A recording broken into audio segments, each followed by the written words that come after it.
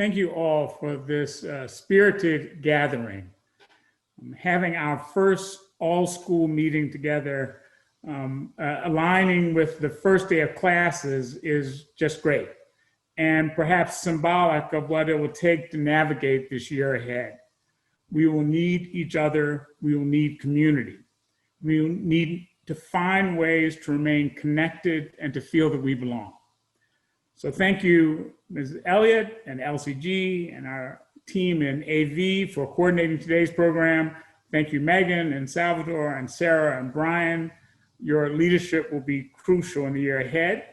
Thank you to all of our talented musicians and to the Blue Keys for your boundless energy and enthusiasm. And thank you all for your warm greetings that have come to me and my family.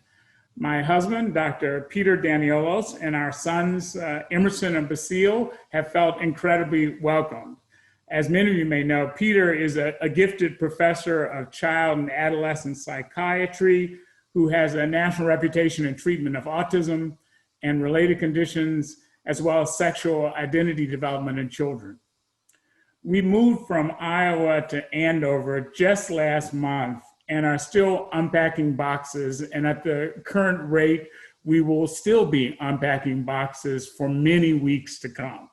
And amid all the chaos of setting up home offices and discovering items that we thought we lost, it's been wonderful to receive so many notes and well wishes and to see a number of blue hearts welcoming us on Instagram.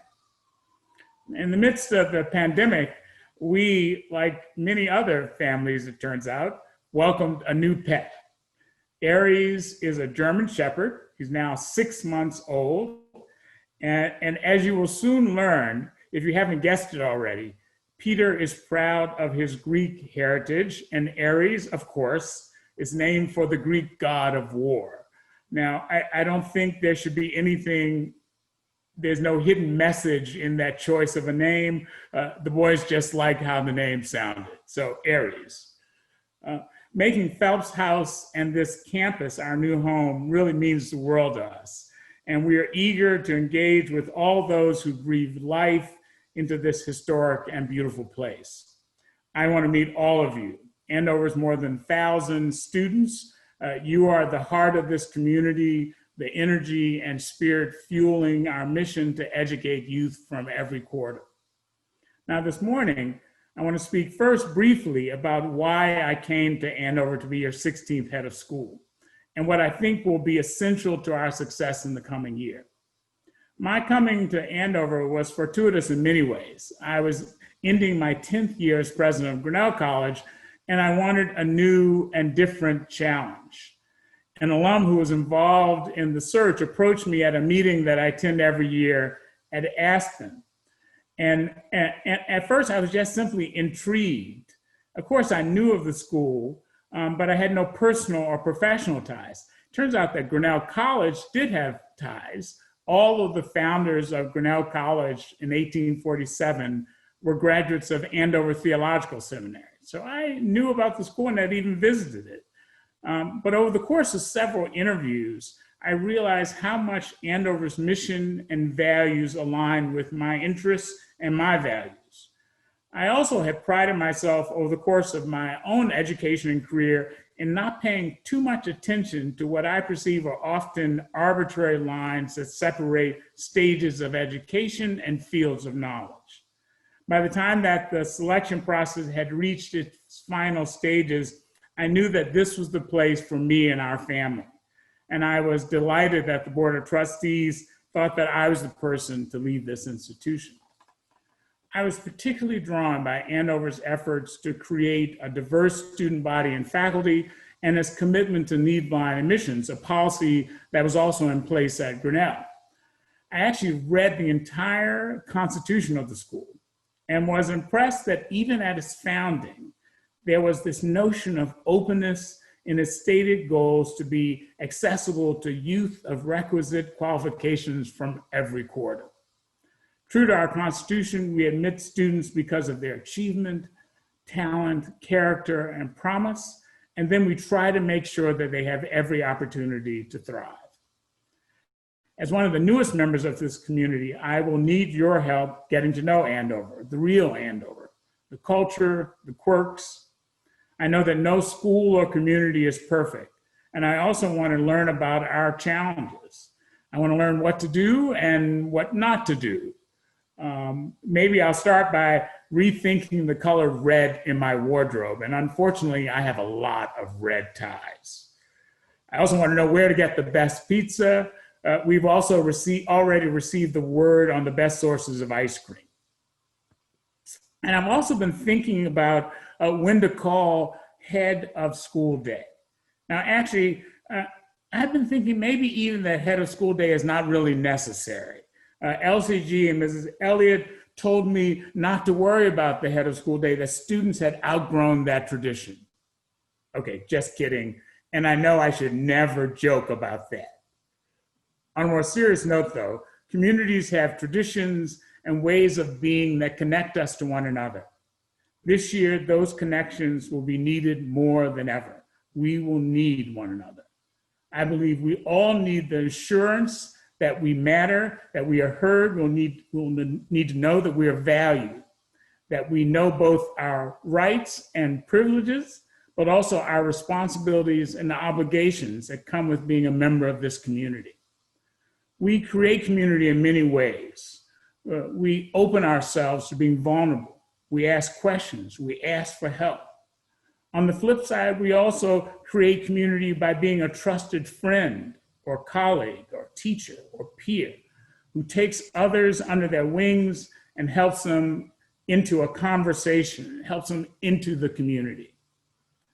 Now, I've read a lot about the history of Andover, its values and its ideals. And a number of people have been very generous in sharing their Andover experiences, some from decades ago and some very recent. I continue to be struck by how often non-civi emerges as a common thread.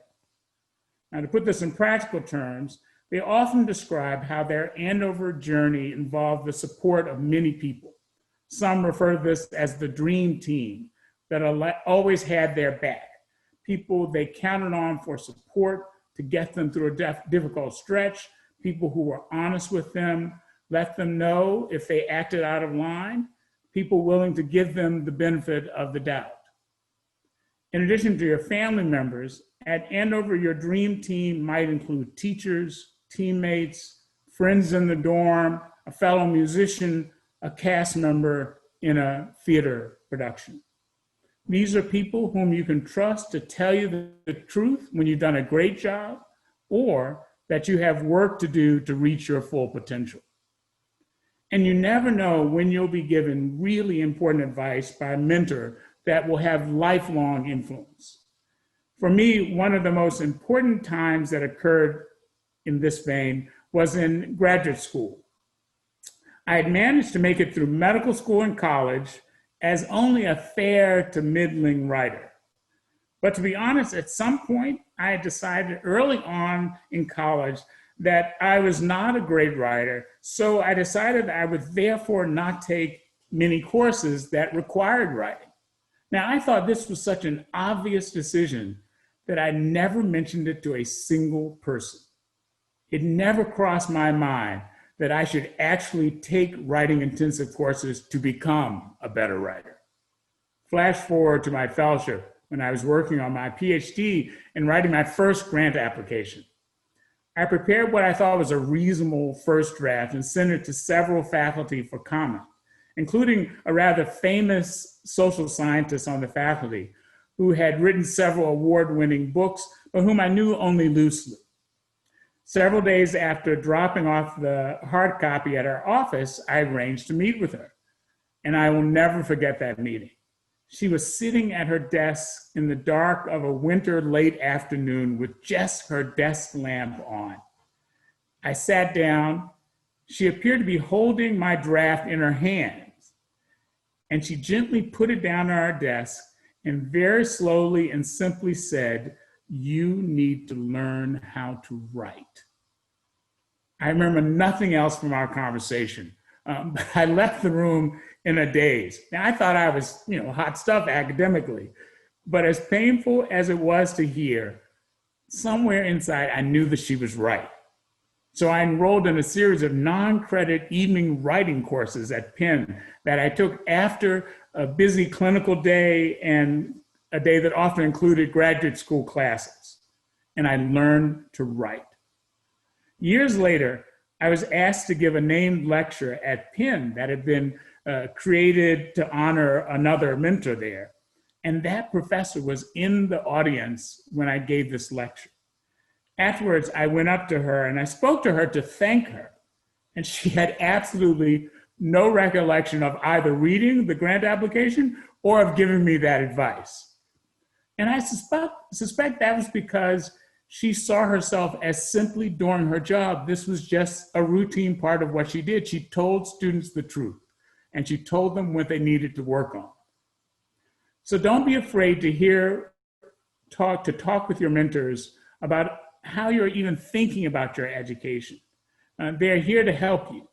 And you never know when you will hear advice that will really change the trajectory of your education. Be open to hearing both praise and criticism, because it means something when a teacher respects or cares for you enough to tell you something that is hard to say and hard to hear. Now, we all need support and guidance, especially when we struggle at various times. And sometimes we just need symbols of support, something to remind us that we're not alone. Now, as you know, All School Meeting is usually held in Cochran Chapel, a glorious space for reflection and fellowship, and at times a place of religious worship. Now, in the case of All School Meeting, Cochran Chapel is our community classroom. It was built in 1931. Its dedication was actually the last time that Thomas Cochran from the class of 1890 visited this campus, a campus that he transformed through dedicated service as a trustee, and he was among the most prominent donors. Now, the chapel was later renovated to include the balcony in the 1990s. And this expansion was done to accommodate a growing student body, but it also was a signal that community matters greatly at Andover. We wanted space to have the entire community in the chapel.